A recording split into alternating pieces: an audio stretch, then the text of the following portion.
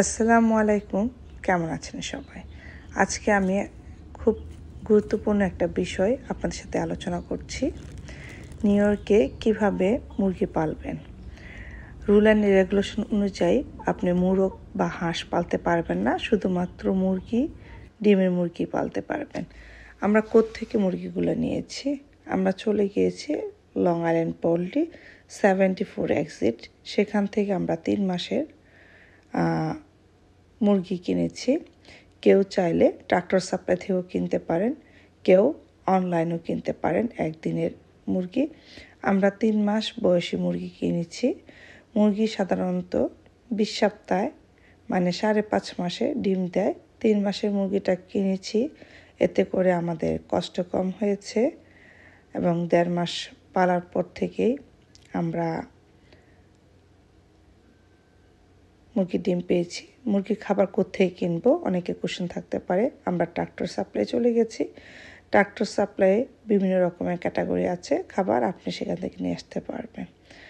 এবার আসলো মুরগির ঘর। মুরগির ঘর কেউ চাইলে আমাজন থেকে অর্ডার করতে পারবেন। $110 থেকে $130 ভিতরে খুব সুন্দর চিকেন ক্রপগুলো পেয়ে যাবেন।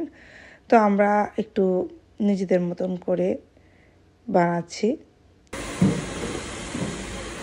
মুরগির ঘর বানানোর জন্য ম্যাটেরিয়ালসকে কোথায় কিনেছি? আমার ঘরের কাছে হোম ডিপো, তাই আমি হোম ডিপো থেকে সকল ম্যাটেরিয়ালসগুলো কিনেছি।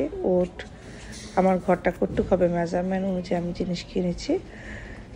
যারা এটাকে ঝামেলা মনে করেন তারা অবশ্যই আবারও বলছি, আমাজনে 110 থেকে 130 ভিতরে খুব ভীষণ সুন্দর চিকেন ক্রপ পাবেন। আমি আগে যদি অনলাইনে সার্চ দিতাম তাহলে অবশ্যই আমি আমাজনে কিনতাম। যাই হোক, এখন সামার টাইম ছিল, বাচ্চাদের স্কুল বন্ধ, তো আমরা সবাই মিলে আমাদের সময় পাস হলো এবং আমাদের অভিজ্ঞতা হলো কিভাবে বানাবো, কত টাকা যাবে। বিভিন্ন রকমের ম্যাটেরিয়ালস আমার $150 মতো গিয়েছে। আর সবচেয়ে বড় কথা, নিজের হাতে বানানোর মধ্যে একটা অন্যরকম আনন্দ আছে। এই যে আমার ছেলে মেয়ে সহ হাসান ভাই সহ মুরগির ঘরটা তৈরি করছি। ভাইয়ের থেকে দেখে আমি অনুপ্রাণিত হয়েছি মুরগি পালার জন্য, ডিমের জন্য। অর্গানিক ডিম আমরা যখন ফার্ম থেকে কিনে আনি, 12টা ডিম $6, মানে একটা ডিম 50 সেন্ট করে পড়েছে। মুরগির ডিম এত এক্সপেন্সিভ হয়ে গেছে, মানে নিউ ইয়র্কে কখনো এই বছরের মতো এত দাম আমি দেখিনি। তাই ভাবলাম যে অর্গানিক ডিম খাবো, ছেলে মেয়েকেও খাওয়াবো। আমার বাগান আর বাগানের সাথে আমার মুরগিগুলো বেড়ে উঠেছে, যেহেতু এখনও তাদের নেট দিয়ে আমি ঘর বানাতে পারিনি। তো আমার ঘর তৈরি হয়ে গিয়েছে, দেখতে পাচ্ছেন। তো ঘরটাকে এখন আমরা একটা জায়গা, যেহেতু আমি সামারে গার্ডেন করে ফেলেছি আর ড্রাইভওয়েতে আমি ঘরটি রেখেছি, তো অপেক্ষা করছিলাম যে বাগান যখন শেষ হবে তখন মুরগির ঘরটা আমরা ফিক্স করব। তো আমাজন থেকে আমরা একটা বড় নেট অর্ডার করে ফেলেছি এবং কিছু ট্রাক্টর সাপ্লাই থেকে এবং কিছু হোম ডিপো থেকে স্ট্রং আমরা নেট কিনেছি। ডাবল করে আমরা নেটগুলো দিয়েছি, যাতে রাখুন বা অন্য রকম কোন রকমের প্রাণী আমার মুরগিগুলোকে অ্যাটাক না করতে পারে। খুব ভালোভাবে প্রোটেকশন দিতে হবে। উপরে আপনি প্লাস্টিকের মতো রূপ পাওয়া যায়, সেটাও কিনতে পারেন।